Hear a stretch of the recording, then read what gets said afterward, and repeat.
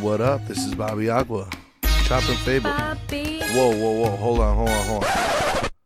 You guys know that I can't play that song. RZA's People's after me. Stefano, hit it, man, one time.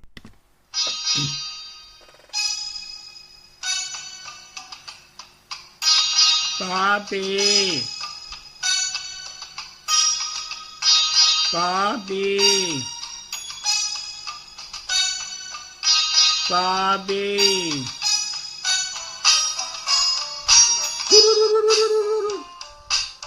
It's the RZA. It's the RZA. It's the RZA. What's up, man? This is Chopping Fables with Bobby Agua. I am your host, Bobby Agua, and I want to thank you for listening to the podcast. So, the reason behind the new intro is because I was sent a cease and desist order from RZA's people.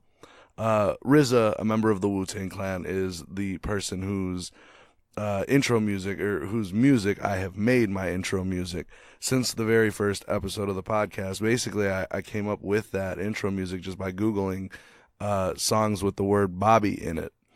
And so it was the music that I had used from the first episode. And at first, Facebook had came to me and was like, we recognize this song from our archives. There's just an algorithm out there. And I was like, whatever, I ain't going to pay attention to none of that. And then I actually received communication from Columbia Records or Atlantic or whoever owns the rights to that music, who basically said, stop using our fucking music or else. And so I was talking to a very good friend of mine, Stefano Fattorini, and he said, I got you. I have an idea, and I'd like you to use it for the podcast. When I heard that fucking I lost my shit. So much thanks to Stefano for providing me with the intro music to today's podcast.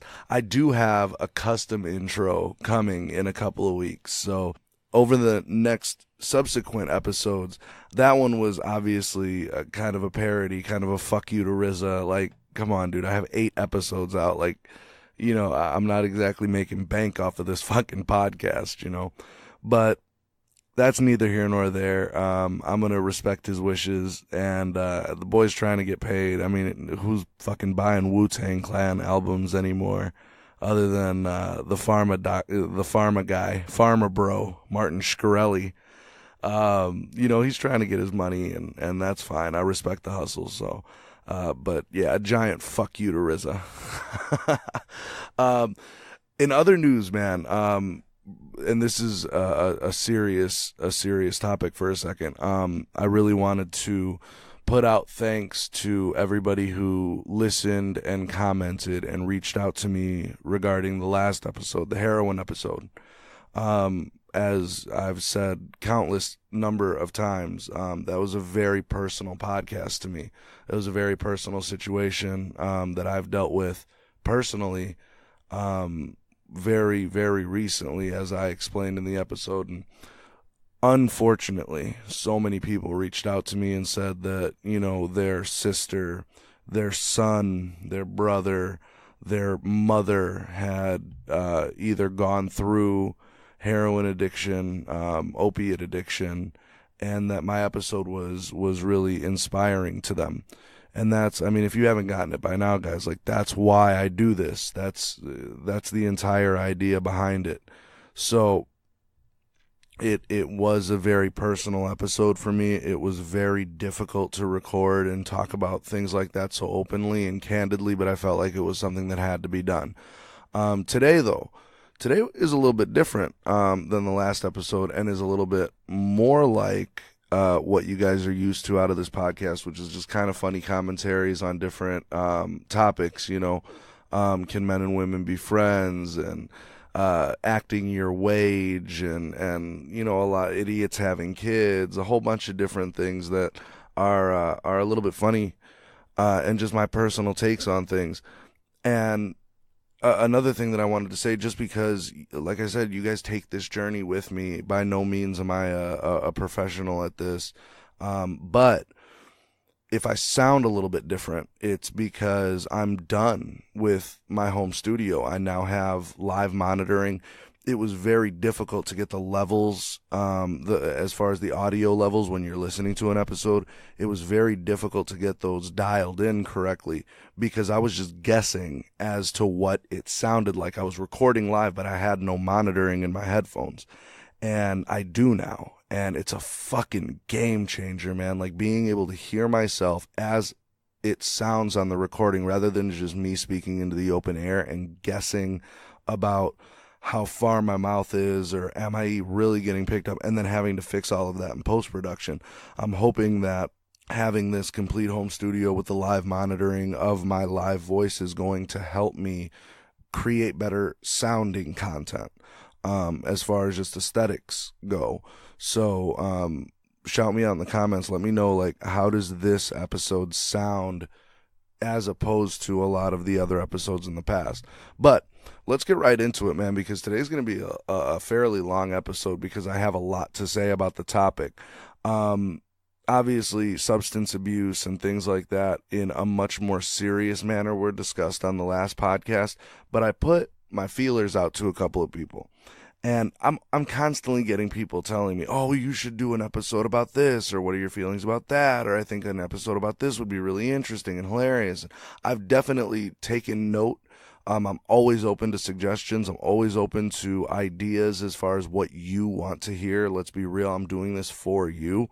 And I'm more than happy to listen to everybody's suggestions. But one in particular that kept coming up and will come up a lot of times just in our society whenever you're talking about hot button topics or popular issues or things like that is the idea of marijuana. Everybody wants to talk about weed, right? Anytime I was in a rap cipher, rhyming and things like that, rap about weed, like it's the free bird of our generation, right? So everybody wanted to hear me talk about weed. And so that's what today's podcast is going to be about. Today is the pot podcast. So I have some interesting feelings about marijuana as a whole, and I wanted to go over them with you because some of them are quite contradictory, and I don't see any real problem with that. And I'm going to explain what I mean by that. So let's just jump right into the topic of marijuana arrests and incarcerations, right? And you all know I'm a facts guy, so I'm going to be bringing facts this whole episode. So hopefully you can take what you hear and take what you learn and then distribute that knowledge. And all of them are peer-reviewed, either journals or coming from medical doctors or places like the ACLU or the FDA, things that are highly respected, highly reviewed institutions, right? So most of the people that are being arrested for anything, for any crime whatsoever, over half of all arrests are for drugs. Of that half, over half of all drug arrests are for pot, right? Now, these aren't the Chapo, Escobar, you know what I mean, Boston George kingpins. These are people with rather small amounts of marijuana. 52% of all drug dealing arrests in 2010 were for weed.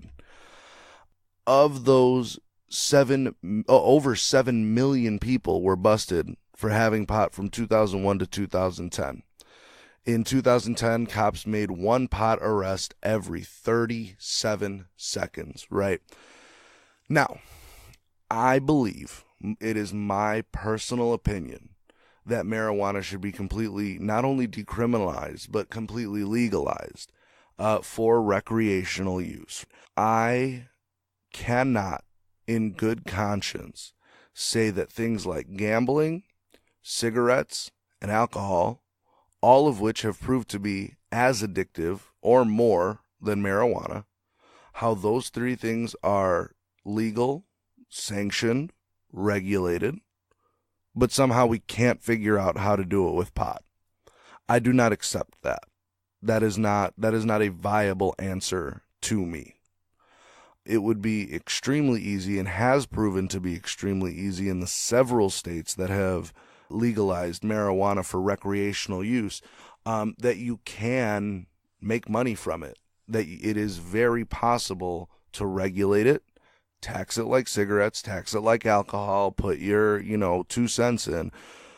Because what we're, as a society at large, right, all of the states except for those states that are completely legalized for recreational use, they are using marijuana as their piggy bank. They are getting these kids and adults, they're giving them tickets in essence, and for larger offenses, there are larger fines.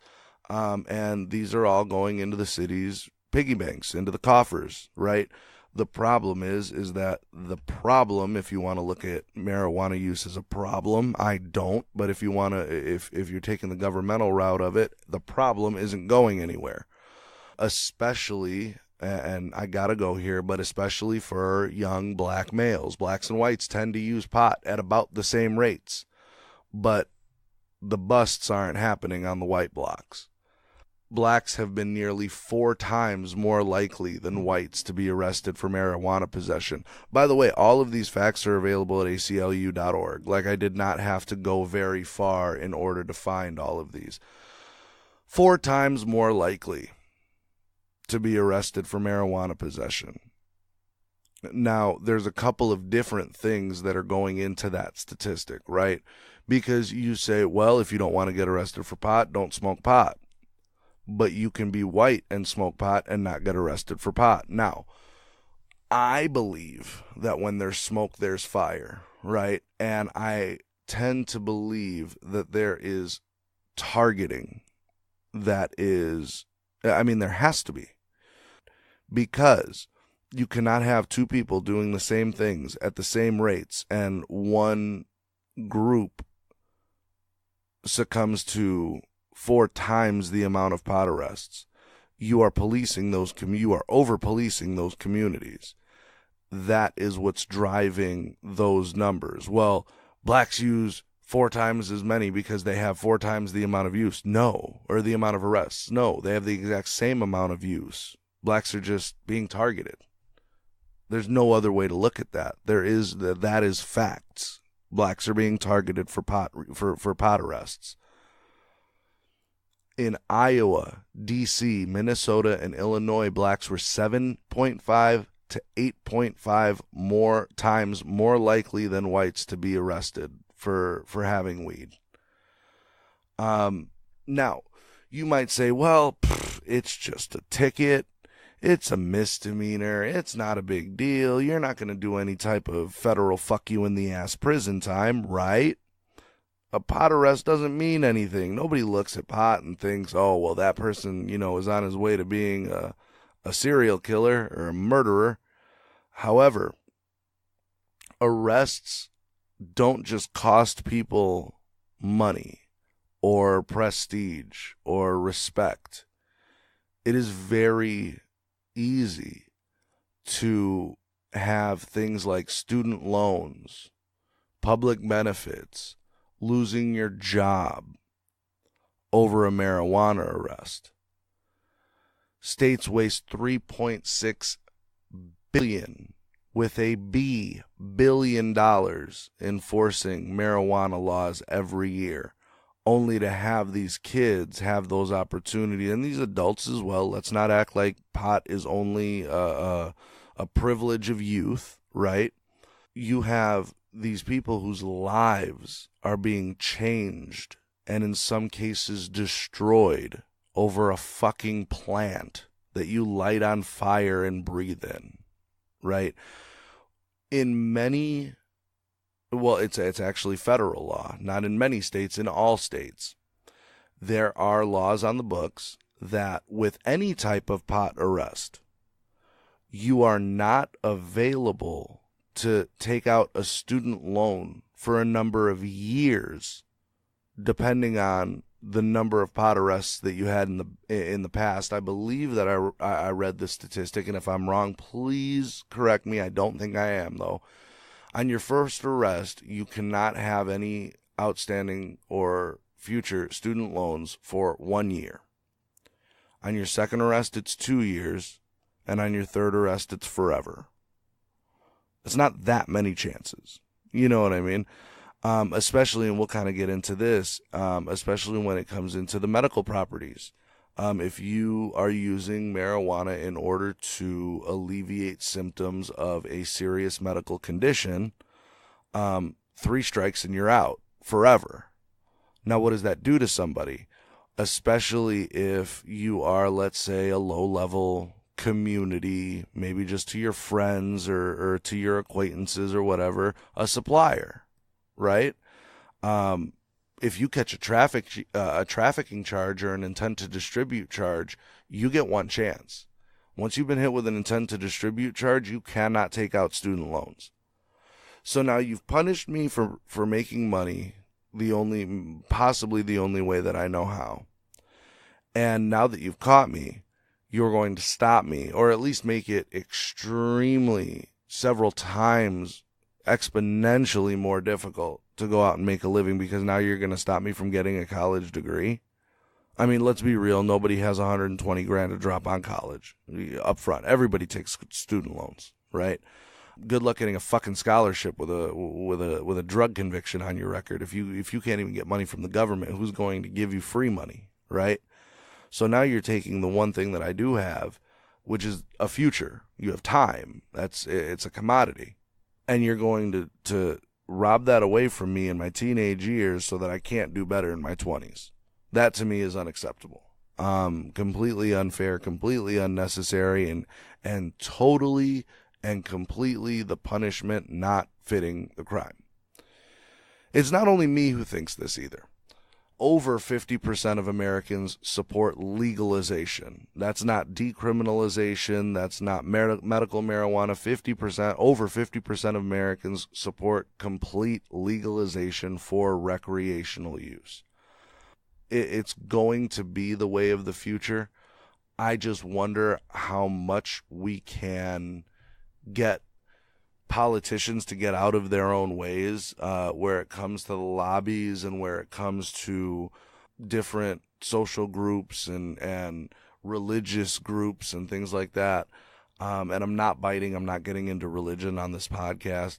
But to say that religious communities don't have anything to do with pot still being illegal would just be lying to you guys, and I refuse to do that.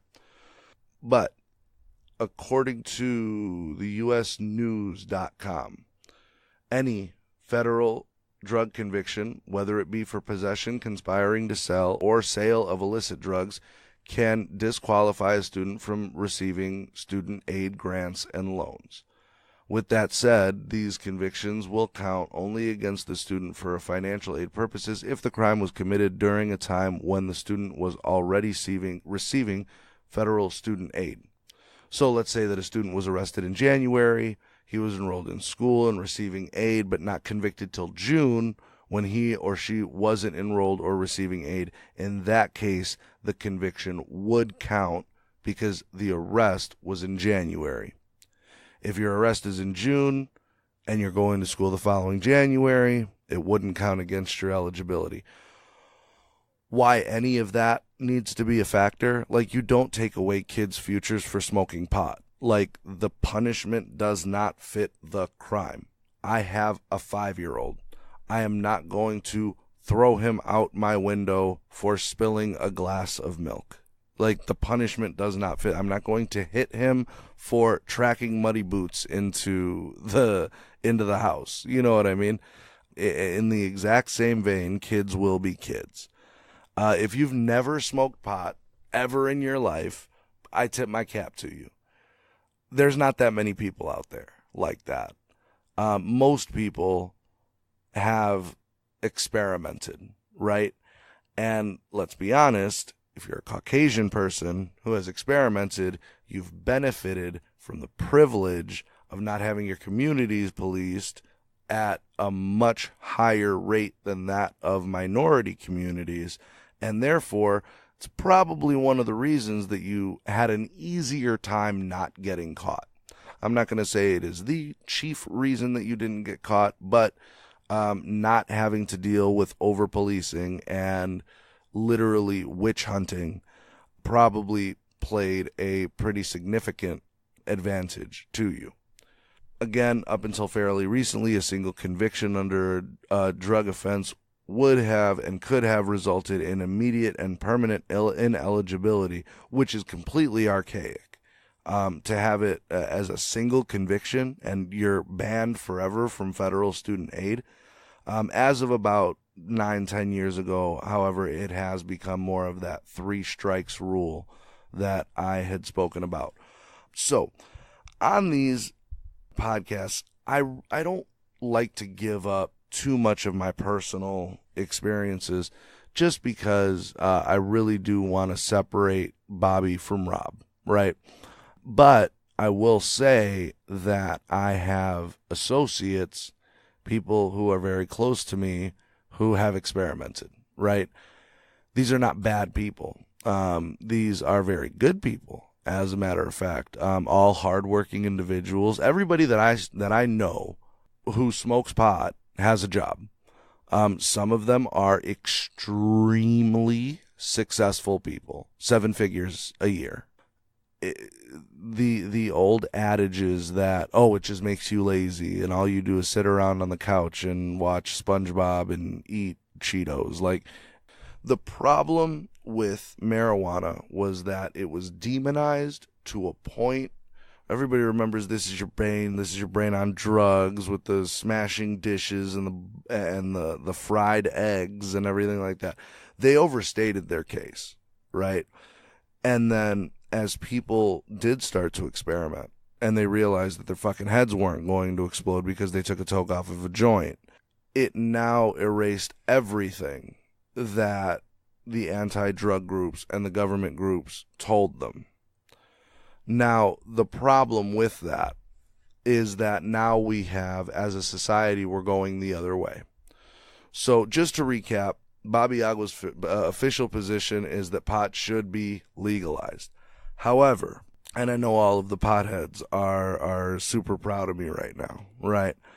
However, let us be careful not to overstate our case.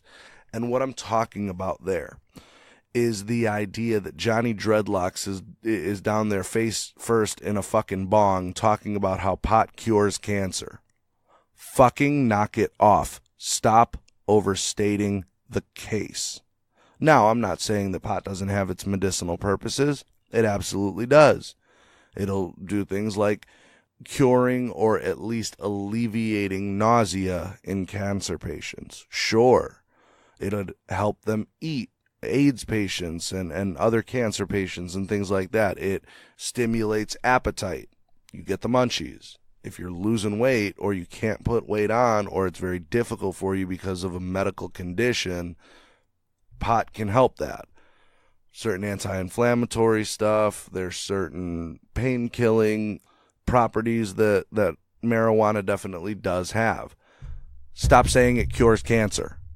You sound like a fucking idiot and you're hurting everybody else, because at that point, just like you did with the marijuana dialogues and things like that were going on in the country, and you realized, hey, they were selling me a fucking load of shit. Everybody else looks at you when you say that pot cures cancer, and I don't think you understand how offensive that is, first of all, how inaccurate that is, and you're hurting the cause as a whole when you do things like that. Now then, the studies that I'm going to cite are from places like NBC News, cancer.org, the American Cancer Society, and a lot of people are going to say, well, how can I trust those? Those are bought and paid for, and they're government-regulated information, fake news, all of this shit, right? And I'm going to do, I'm sure, conspiracy theories, and the people, the theorists themselves are going to be the topic of discussion of a future podcast. Facts don't care about your feelings, right? I'm not coming into this with any type of bias. I go strictly based on observable data, and a lot of times the most amounts of observed data are going to come from these larger organizations, right? Marijuana doesn't cure cancer. It has not been shown to somehow, shrink cancer cells, eliminate cancer cells in any capacity ever. There's never been a study that has been done that has proven this fact. Period. Not one. Not a single observable, peer-reviewed medical test. And one well-documented test is worth 1,000 expert opinions. The FDA has actually warned several companies to stop making these unproven claims and to stop selling cannabis-based hemp and marijuana products that claim to treat cancer or any other medical condition. Yes, marijuana can alleviate certain symptoms that people with certain medical conditions suffer from. Absolutely. However, saying that it cures something is like saying cigarettes cure things. I smoke because I'm anxious. I believe that cigarettes help my anxiety. Cigarettes are not curing my anxiety, right? Cigarettes might make somebody who is suffering from cancer and going through chemotherapy and making it very difficult to eat. It might help that appetite, but it's not curing cancer. Substances that contain components of marijuana will be tested like any other products that make unproven claims to shrink cancer tumors, FDA Commissioner Dr. Scott Gottlieb said in a statement. The FDA is not trying to shut down the sales of these products. It's completely fine for them to sell and market their products. They're just not going to allow them to sell them with unproven medical claims. The same FDA commissioner said, "We don't let companies market products that deliberately prey on sick people with baseless claims that their substances can shrink or cure cancer, and we're not going to look at it any other way on enforcing these principles when it comes to marijuana-containing products." Nor should they, right? Medical marijuana is legal in 29 states, as well as Guam and Puerto Rico. Studies have shown that they can have some benefits in reducing anxiety, counteracting some types of nausea. It may relieve some symptoms of glaucoma and multiple sclerosis. It does not cure a goddamn thing. Stop it. You're hurting the legalization cause. You are actively working against that which over 50% of Americans are working towards, or at least are in favor of, by making these ridiculous claims. Marijuana has been used in herbal remedies for centuries. Scientists have identified many biologically active components in marijuana. These are the cannabinoids. At this time, the DEA lists marijuana and its cannabinoids as Scheduled 1 controlled substances. That means they cannot legally be prescribed, possessed, or sold under federal law. States' laws are different, right? But whole or crude marijuana, hemp oil, CBD, all of that stuff is not approved by the FDA for any medical use. The different compounds have different actions in the human body. None of them cure cancer, period. And I know that that's going to piss off a lot of the people that I just made really happy, right? Yes, absolutely. Legalize marijuana. It's ridiculous that it's not in 2018. There's really no reason for it. But to claim, to make these outlandish, these ridiculous claims that it cures cancer, are you fucking high? Well, you might be, but that's ridiculous. Knock it off. Stop it. It doesn't cure anything any more than alcohol or cigarettes cure anything. And to make the claim just makes you sound really dumb. So knock it off. That's a fable chopped. And now we're going to go back to, I don't think I've done this in a little while. We're going to go and scour my Google feed for different things that I can make little snap judgments on. And it's kind of just a fun way to end the show and whatnot. Wow, Ronda Rousey became the Raw Women's Champion tonight. So, Ronda Rousey was inducted into the UFC Hall of Fame a couple of pay-per-views ago. And when I heard that this was going to happen, if you want to put her in because of her influence in the sport, that's one thing. My mom knows who Ronda Rousey is, right? She probably doesn't know any other mixed martial artist, past or present, because Rousey was on Jimmy Fallon, and she was on Ellen, and she's on the cover of every newspaper, every magazine, blah, blah, blah. She got so much unbelievably positive press. And I say unbelievably positive press because I feel like she deserved negative press. She was an extremely negative champion, where respect for her opponents was concerned, where trash talking was concerned. Like, I don't dig all that shit. You know, go out there and fight. Show me what you can do. I'm not one for the theatrics of everything, especially when I felt like from Rousey in particular, it was very manufactured. Like, I didn't believe her. I do believe people like Conor McGregor and Chael Sonnen when they're saying things. Like, I genuinely believe that is their demeanor, and that's something different. You want to be the heel, you can be the heel, but make sure that you can sell it. And as far as Rousey goes, I had said this when she was a dominant champion.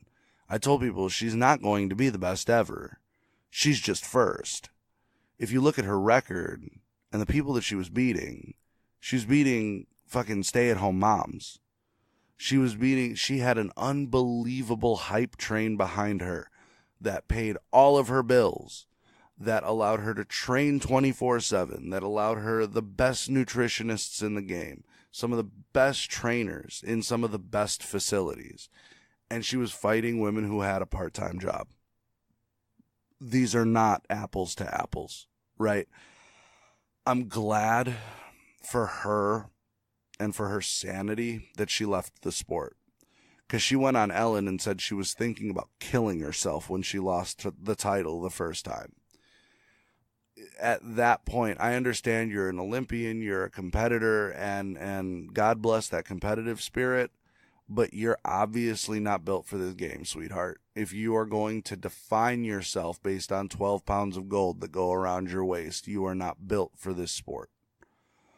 Because anybody can beat anybody on any given night. The competition now, not 5 or 6 years ago when Ronda was really taking people's arms home with her. Now the competition is so close. It's finally caught up to the males in that regard, that she's not fighting stay-at-home moms anymore. And she got exposed bad twice. Really, really ugly fucking knockouts both times. And I don't like to see anybody get hurt doing this sport that I love so much, right? She won the WWE Women's title. Good for Ronda, man. But you know what? Stop gassing this chick, because she wasn't the best. She was never the best. She was just first. And there's something to be said about that. The second thing that I see here, and this is kind of what I'm going to end on, it looks like Alex Jones has completely just fucked himself. And I say fucked himself, and not that the distributors, Spotify and iTunes and Google Play and everybody else, YouTube, have not fucked him. Alex fucked himself for a couple of different reasons. First of all, you want free speech. Cool. Deal. Right? I run a podcast. I'm a huge First Amendment guy. The problem is, you cannot encroach on others' rights with your right to free speech. You cannot say things like, this person who lost a child in Sandy Hook is a, what do they call them? The crisis actors. You can't say shit like that. That's not okay. That makes you a huge fucking douchebag, actually. And I'm glad that people are suing him, because a lot of these free speech guys and a lot of these conspiracy theorists, man, his fan base is fucking rabid, and even they couldn't save him. And I'm completely okay with that. Alex Jones wants to have a channel, awesome, but you're going to play by the same rules that everybody else does. You're not special. Who the fuck do you think you are? You can't say that Sandy Hook was a fucking false flag. You can't say things like that. You know how disrespectful that is? whether or not you're crazy enough to believe it, just on that 99.99% chance that it's not, you can't say things like that. You're acting dumb. So, you know what? He's off of everything now. And he deserves it. He threw his own hand. Alex Jones is not a stupid guy, though. And I have to think that this might be his way out. You hear about people who come up with these grandiose schemes when they're involved in organized crime of some sort, the mob or in gangs or things like that, that they'll get caught and go to prison because that's their ticket out and they don't see any other way out. During his custody hearings with his ex-wife, he admitted and openly said, or either his lawyer did or his publicist did, he may have, I'm not really certain, somebody extremely close and authorized to speak on his behalf said, it's an act. That guy, he's an actor. He's a performer. Alex Jones is a character. Now, whether you were saying that just so that you didn't have to lose your kids, you still said it. And you can't break kayfabe when it's convenient for you. And then, oh, but I really didn't mean that. I was just, no. The rabbit is out of the hat. Sheet has been pulled off. The wizard, you know what I mean?